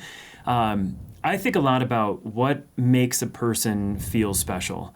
So, and a lot of times, and this is, we use the word ego, and it's not in a negative way, but we all have an ego. And if somebody comes back to me and says, I really like your work, or this particular image stood out, or I was on your live stream the other day and you were talking about your son in first grade, that little connective tissue makes me more interested to have some kind of communication with them. And that's the kind of stuff that I do, and I would suggest doing, is that those art directors probably have Instagrams or LinkedIns or professional articles that they've written, or maybe books that they've helped edit that really stand out to you. You can incorporate what you can find out about them in their real world that they put out on the internet as little bits to grab their attention. Like, what's an example of that? Like in the email, you say, I saw that article you wrote for communication arts and loved what you had to say about this or that. And here's what stood out to me. So here's a real example of this. So a couple of years ago, I wanted to take control of my career a little bit more and not wait for my agent to come back and say, here's an opportunity, because I'm kind of a relatively unknown. And so I started on Instagram, just looking up art directors, editors at various publishing houses, and just following their Instagrams. And then when something really stood out to me, I would just direct message them and say, I really like that post. And I'm not doing it to get a job out of it. What I'm doing is I'm really wanting to speak directly to the person, but in a really cool, casual way. Like, I don't anticipate getting anything out of the deal. It's just to be a good human. And struck up a bunch of different conversations. One of those conversations in particular, really, every week or two, we would have some sort of really informal interaction that either I would engage on or that person would engage on. And then 4 months in, that person offered me a really awesome opportunity.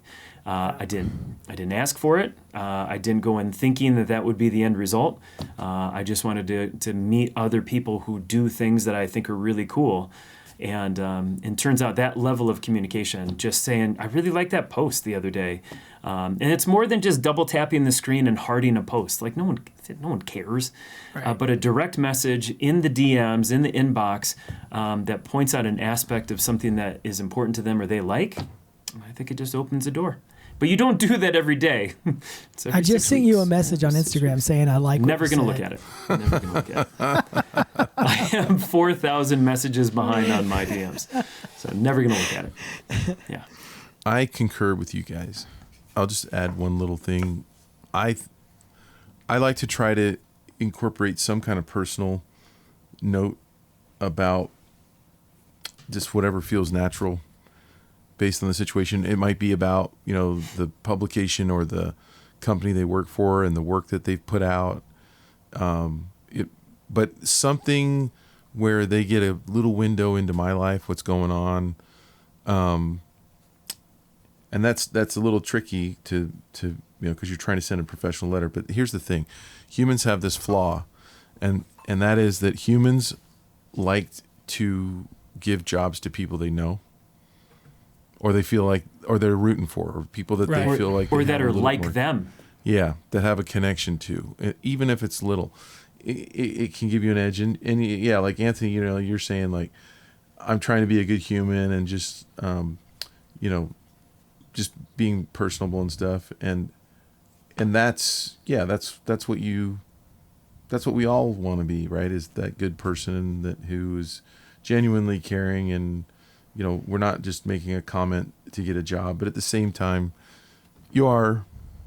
I mean, you're in it to try to get work. You're smart about it. Being so optimistic. I mean, being genuinely interested in people changes how they treat you. You can tell when somebody's fishing for a job or being, patronizing almost in a way. This is a sort of non sequitur, but it kind of goes along with this. Right before the podcast, I was so I've talked about my new rental condo that I've been doing for a while. I've been working on it forever, and it's now live on Airbnb. How come the friends and family discount is double the normal rate? How come no one's going to rent your cabin? That's the Anthony rate. We already have like 4 rentals already. It just went live 2 days ago. We have 4. But I mean Welcome to Rental Talk with. Yeah. I'll put my link in the Airbnb if anybody wants to stay at my. No, this is not an ad for that. But here's what happened this morning. I got a booking. And the guy wrote just a simple kind of question. Oh, he says, how much is the parking per night? That was the only question that he started with. And so I sent him this thing saying, hey, the parking is this, but you don't even need a car. You can do this, this, this, and this. I'm trying to be helpful to him.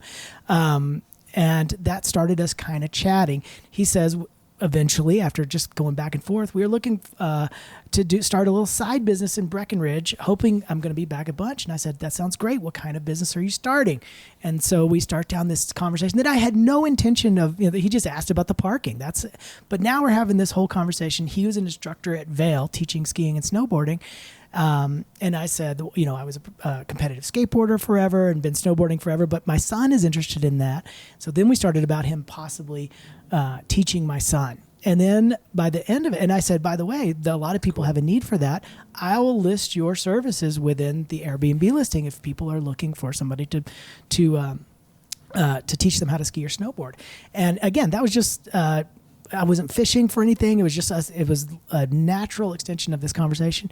And he said, and then he sends me a link to his snowboard instruction website. And he said, I'm going to put your condo on my website.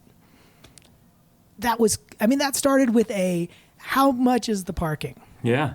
And all good of a sudden human's gonna human. Like, look at that. Reciprocal kind of thing. And so it's just sort of an analogy for how you can interact with an art director or an art buyer or something. And you just got to watch. The reason I say this is because I've been to a lot of SCBWI conferences, and the amount of people hoping to shove an image in front of an art director or an editor and wanting them to say, oh my God, I've never seen anything like this. I'm going to hire you. It doesn't work like that. You really want to back off, just be personal. The whole goal is to make connections and relationships, not get a job. And then that's how it evolves sort of naturally. So I hope that makes sense. Yeah. I think that makes a lot of sense. Yeah, I think I just don't think people think enough about the human element of all of this. You can be smart, thoughtful, and strategic at the same time. I mean, ultimately, I'm not reaching out on Instagram complimenting everybody because I have 4 extra hours in my day. But you can be smart, thoughtful, and strategic about things. And some things are going to come quick. Some things are going to come much later down the road, and some things are never going to turn out. I just don't think that goodwill, that humanistic goodwill, even if nothing ever turns out or whatever, it can't be a bad thing. It just can't. Right. And then and that defines us, going back to the first question we had. That's the difference between us and this AI content. Yep. Is that we're humans Bingo. dealing with humans. Yeah. And people want that connection. To your work and personally too. It was interesting. Just thinking about that, and I was rereading that first question. Talking about the saturated market and the products and things like that. Somebody reached out to me a while back on Instagram and said, I'm making a comic book. It's based on this, this, and this. I saw in your profile that you do this, this, and this. I just thought you might want to check it out. And it was a very tailored, specific message to me. It wasn't just a blast or whatever. This person took the time. I sure as heck checked that thing out. I didn't end up buying it or supporting it, but I was really impressed with that level of interaction. That's how you create some fans, though. That's how you get people in your corner. And I might not have any interest in this particular thing, but I'm sure interested with the next thing is this guy puts out. That might be exactly what I'm ready to buy or support. Yeah. All right. Next question from Angelo. Subject title, Do It Myself? You probably touched on this question before, but a couple of episodes back, Will was talking about how much passion and love he put into making a book, only to have the market determine if it's able to be published or not. Man, has this guy been listening to us or not? Like, he says, I'm asking because in 2020 I used the Inktober prompt list and created a comic book. I wanted to create a comic book, but wasn't sure if I could do it. I completed the project and loved it. I uploaded the KDP, that's Kindle Direct Publishing for those of you not in the know, and made some minimum sales, but overall it was a huge accomplishment and super fun. Then in 2022, I used the Inktober prompt list again, this time taking the same characters, creating concept art, and working on my coloring, lighting, tones, shadows, environments. That's, by the way, how you should be using Inktober. Like, yes, it's good to challenge yourself to be able to draw every day, but once you've gotten past that point, use the challenge as a scaffolding or structure to like get a big chunk of a new project finished, right? Like every day I'm going to work on chipping away another page of this comic or another character design for this like pitch that I'm doing. Okay. He says, all of these projects I've done on my own with the help of Inktober. Now I feel strong enough to do my projects. I have a wonderful full-time teaching job and I just want to make it cool. I just want to make cool stories to see what happens.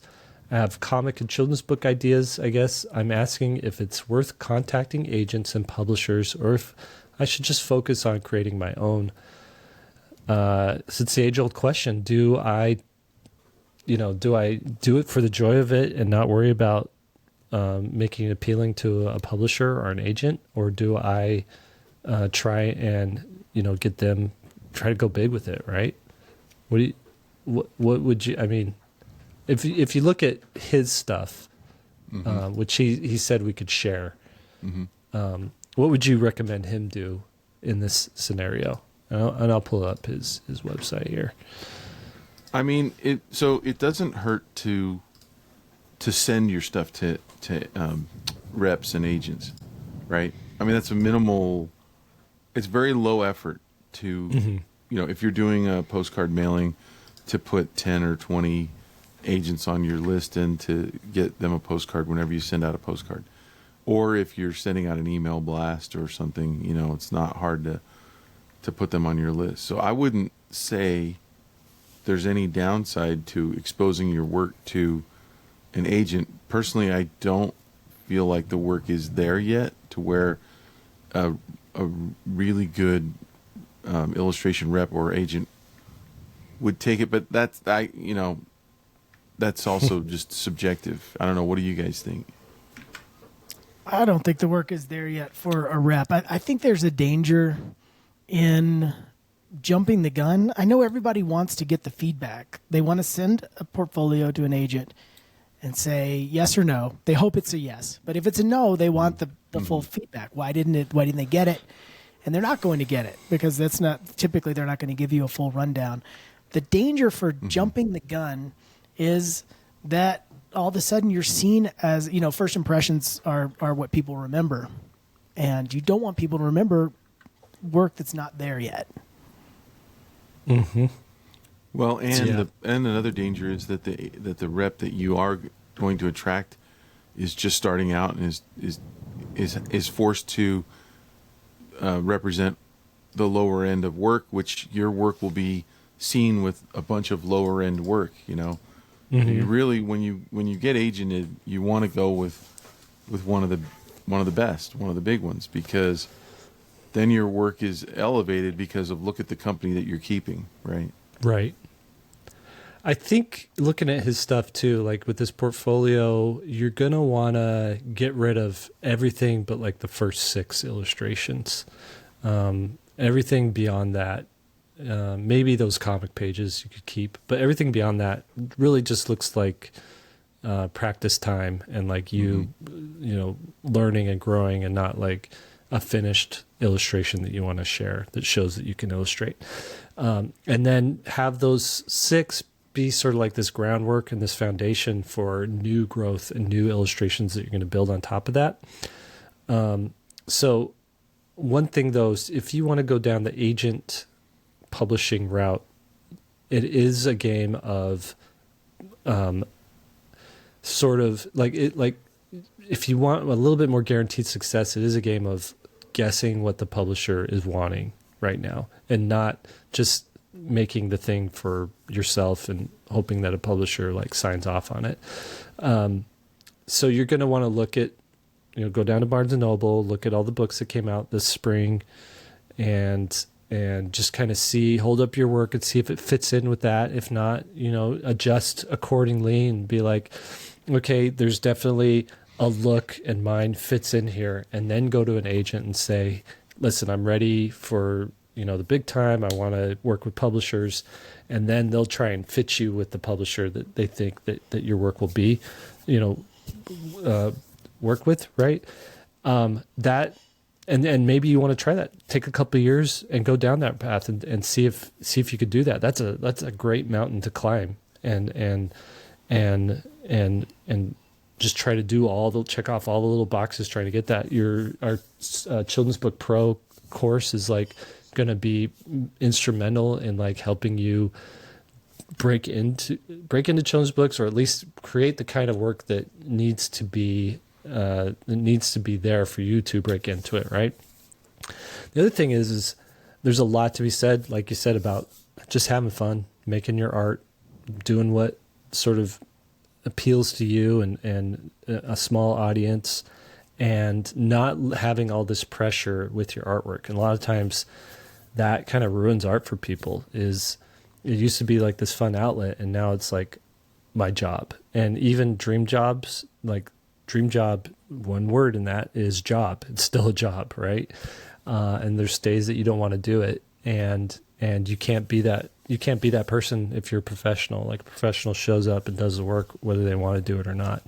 And so if that's not in your makeup, if that's not in your creative DNA, then you're just going to be frustrated trying to go down that really professional path. And so it's, half of this is like figuring out who you are, figuring out yourself, This one comes from Dylan. And he said, what is the deal with getting your name out there? That's my best Jerry Seinfeld impersonation. In the subject line, he actually says, cue Jerry Seinfeld. Who are these people? All right. Hey, fellas. I'm an illustrator based out of the Midwest, and I'm beginning my illustration ventures of looking for an agent. I feel like I have a signature style, created a portfolio, and have begun submitting. Is there anything during this time that I could do to amplify myself further into the earshot of agencies beyond just submitting?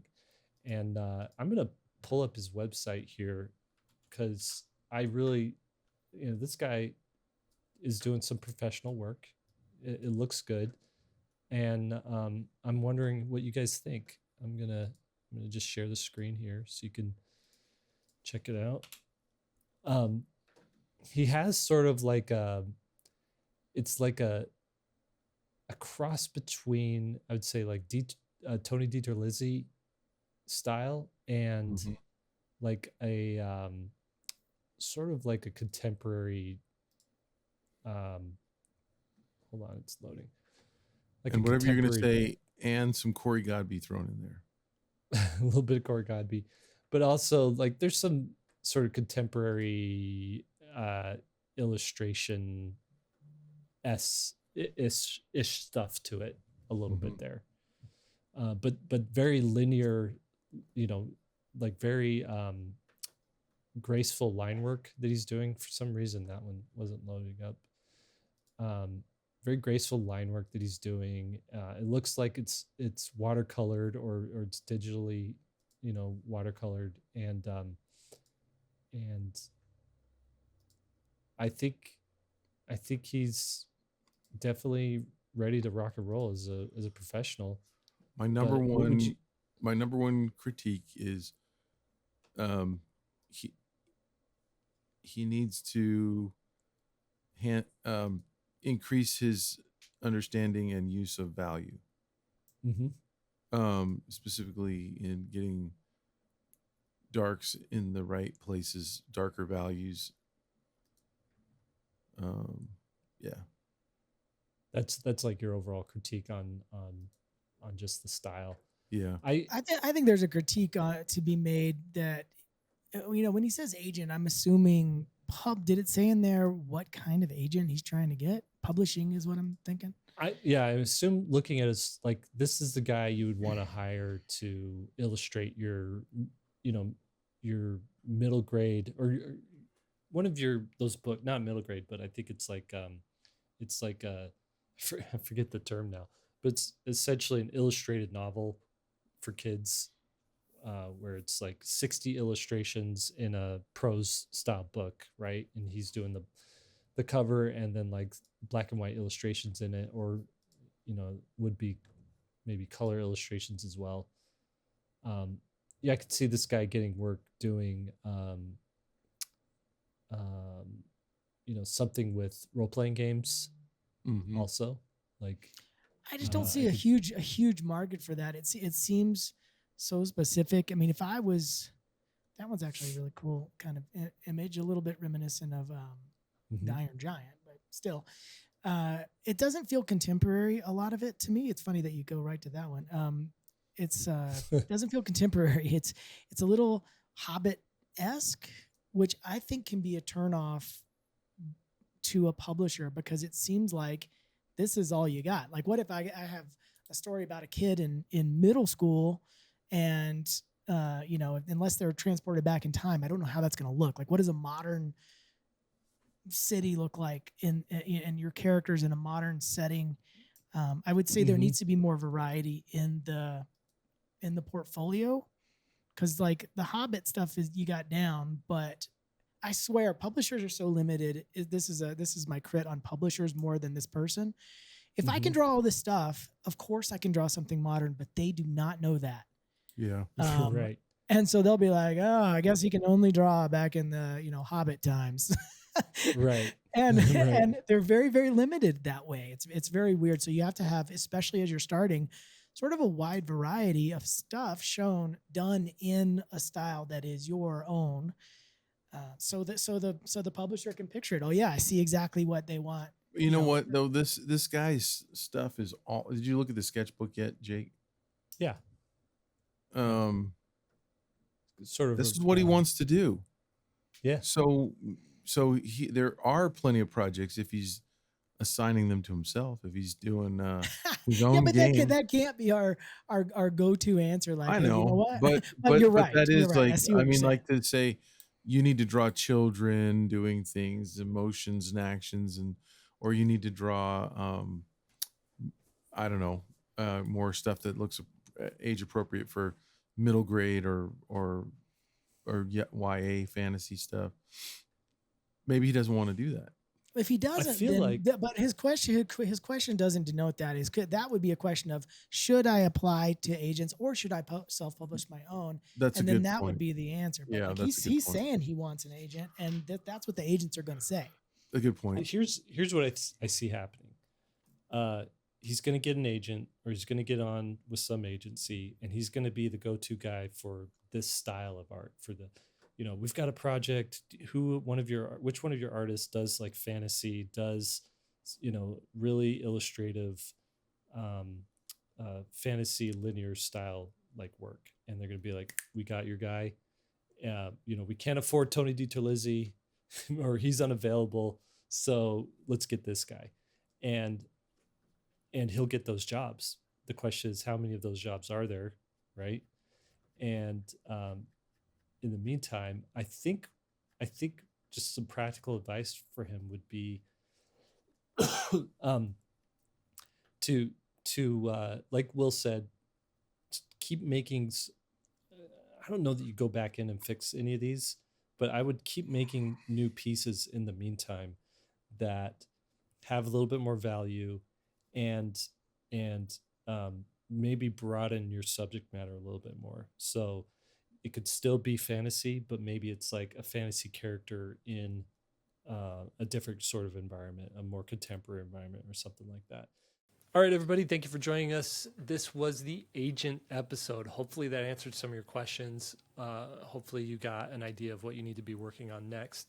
3-Point Perspective is made possible by SVSLearn, where Becoming a Great Illustrator starts. And like I said earlier, now is a great time to join the community, get a real head start on this year and leveling up, and see what it does for you to have a very specific outline of things you need to be working on, people to get good quality feedback from, and see where that takes you. I mean, if what you've been doing hasn't been working, might as well try this out. And it's such a reasonable price right now as well.